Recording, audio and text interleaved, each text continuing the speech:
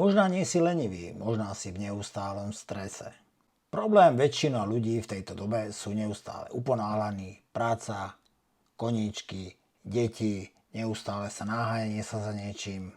To vytvára obrovské napätie v organizme a nedokážu relaxovať. Tento neustály stres spôsobuje to, že sa ti zhorší spánok, zhorší sa ti tráviaci systém, asi neustále unavený, nič sa ti nechce, už vôbec sa ti nechce ísť cvičiť alebo zdravo stravovať sa. Jednoducho najlepšia činnosť v takomto prípade je u mnohých ľudí si sadnúť, scrollovať trošku telefón, dať si niečo sladké, ísť spať a dúfať, že zajtrajší deň bude lepší. Riešenie. Prvý taký krok, čo ti môže pomôcť v tomto prípade, je sa naučiť nejaké dýchové cvičenia, ísť na prechádzku, zobrať nejakého známeho alebo kamarátku pod pazuchu a ísť sa s nimi prejsť, poprechádzať, vyvetrať si hlavu a trošku si pokecať na čerstvom vzduchu bez telefónu. Keď ten stres opadne, tak aj tvoje telo a tvoj organizmus sa začne správať, zase budeš mať viac energie, budeš mať chuť vykonávať viac aktivít.